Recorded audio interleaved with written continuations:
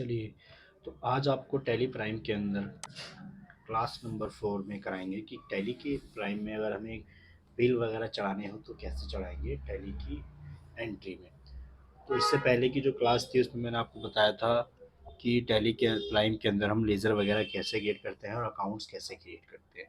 तो आज आपको हम इसमें कराएंगे बिल क्रिएट करना, कि अगर हमें कोई बिल दे रहा है या बिल हम किसी सामान खरीद रहे हैं या बेच रहे हैं तो उसकी बिल की एंट्री हम टैली प्राइम के अंदर कैसे करेंगे। ठीक है, फर्स्ट ऑफ ऑल हम क्रिएट पे करेंगे। यहाँ अपने कुछ अकाउंट्स बनाएंगे, यानी कुछ कस्टमरों के नाम बनाएंगे, कुछ सप्लायर्स के नाम ले लेंगे। तो जैसे कि हमने एक सप्लाई ले लिया, रोशनी रोशनी को रखा हमने CR, यानी क्या, ये हमारे सप्लायर हैं जिनसे हम सामान खरीद रहे हैं। सप्लायर हमेशा सेंट्री क्रेडिटर के अंदर आते हैं, Ctrl+A कर देंगे। उसके बाद ले लेते हैं यहाँ पे, जैसे कि एक सप्लायर लेते हैं आर्यन, ARYN, आर्यन CR, यानी कि सेंट्री क्रेडिटर। एक चीज़ आपको ध्यान रखना है कि इसके अंदर मेंटेन बिल बाय बैलेंस को यस करके रखना है, नहीं तो ये आपके बैलेंस यानी कि बिल नहीं चढ़ेगा। अब ले लेते हैं कस्टमर का। तो कस्टमर का जैसे मैंने ले लिया यहाँ पे जी, रोहन DR, यानी कि सैंडी डेबिटर। जो हमारे कस्टमर्स होते हैं वो सैंडी डेबिटर के अंदर आते हैं। तो एक हमने ले लिया यहाँ पे सुमन DR, इसको भी कस्टमर के अंदर रखेंगे, डेबिटर के अंदर रखेंगे। Ctrl+A कर देंगे। ठीक है, अब आपको इसके अंदर सेल परचेज की लेज़र भी क्रिएट करनी है, जो कि मैंने पहले से ही क्रिएट कर ली है। आप देखना चाहें चेक कर सकते हैं। ठीक है, अब हम जाएंगे बाउचर टाइप्स पे, यहाँ से सीधा एंटर करेंगे। अब फर्स्ट ऑफ कल क्या होता है, कई बार हमारी टैली प्राइम के अंदर यहाँ पे जब हम, चलिए, तो अब हमने इसके अंदर अपने कस्टमरों की सप्लायर्स के अकाउंट्स तो कर लिए। अब इसकी बिल हम कैसे क्रिएट करेंगे, तो उसके लिए हम यहाँ जाएंगे बाउचर्स पे जाने के बाद हमें क्या करना होगा, परचेज। पहले हम क्या करते हैं कि किसी किसी से हमने सामान खरीद रहे हैं, उसका बिल कैसे हम चढ़ाएंगे, परचेज करेंगे। अभी आप इसके अंदर देखेंगे कि ये ऑप्शन आ रहा है यहाँ पे नेम ऑफ आइटम का, लेकिन अभी हमें नेम ऑफ आइटम का तो नहीं चाहिए। हमें क्या करना है इसके अंदर, हमें इसके अंदर करना है कि हम सिर्फ अमाउंट चढ़ाएं इसके अंदर। उसके लिए हमें क्या करना होगा, Ctrl+H करेंगे तो हमारे चेंज बाउचर मोड आ जाएगा। चेंज बाउचर मोड के अंदर हमें क्या करना है, as a voucher type voucher ले लेंगे यहाँ से। अब आप देखेंगे यहाँ पे हमारा ये आ गया है CR।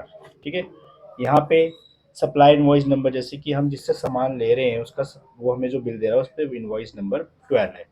यहाँ पे करेंगे एंटर। अब कब वो बिल हमें दे रहा है उसकी हम वो करेंगे इसके अंदर डेट, तो हम ये रख देते हैं इसके अंदर। CR मैंने आपको बताया था कि CR हमारे क्या होते हैं, सप्लायर होते हैं जिससे कि हम अपना सामान खरीद रहे हैं। तो CR ले लेंगे आर्यन, यहाँ पे Ctrl+A एक्सेप्ट कर देंगे, कुछ नहीं करना, Ctrl+A एक्सेप्ट कर देंगे। अब कितने का हम उससे सामान ले रहे हैं, जैसे कि मैंने आर्यन से 20,000 का सामान जो है वो परचेज करा है। अब यहाँ पे चार चीज़ें आप समझ लो एक बार। एडवांस, एडवांस क्या होता है कि जब हम किसी को एडवांस में पेमेंट करेंगे, हम सामान नहीं ले रहे हैं, हम उससे एडवांस में पेमेंट एक्स्ट्रा दे रहे हैं, या अगेंस्ट रेफरेंस हमारे पास पहले से ही बिल है, हम उसी के बिल के अंदर और ऐड कर रहे हैं। न्यू रेफरेंस, अभी हमारे पास इसका कोई बिल नहीं है पहले से, तो हम क्या करेंगे, न्यू रेफरेंस।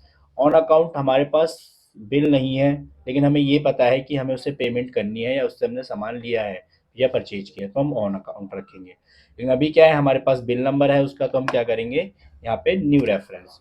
न्यू रेफरेंस के बाद आपसे पूछेगा नेम, कि इस कस्टमर यानी कि इस सप्लायर का जो भी है बिल नंबर है, ये बिल 20,000 कितने बिलों में है, जैसे मैंने कर दिया बिल नंबर 1। एंटर करेंगे, एंटर करेंगे। अब यहाँ पे हम अमाउंट चेंज करते हैं कि हम इसका रखते हैं कि भाई जो सप्लायर है बिल इसके 2 हैं 10-10 हज़ार के, तो हमने कर दिया 10,000 यहाँ पे। उसके बाद फिर से हम आएंगे न्यू रेफरेंस, इसका कर दिया बिल नंबर 2, कि भाई बिल नंबर 2 इसका सेकेंड। तो टोटल इसका जो अमाउंट है 20,000 वो 2 हिस्सों में डिवाइड हो गया, bill number 1 bill number 2। Enter कर देंगे और एक्सेप्ट कर देंगे यहाँ से सीधा।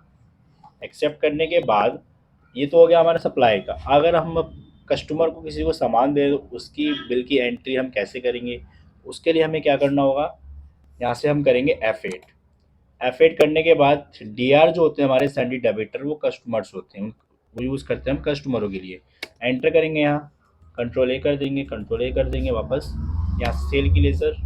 अभी आप देखेंगे, देखो यहाँ पे नेम ऑफ आइटम आ रहा है, तो नेम ऑफ आइटम क्या करते हैं, चेंज कर देते हैं, Ctrl+H as voucher as a, यहाँ पे हमने वापस एंटर किया।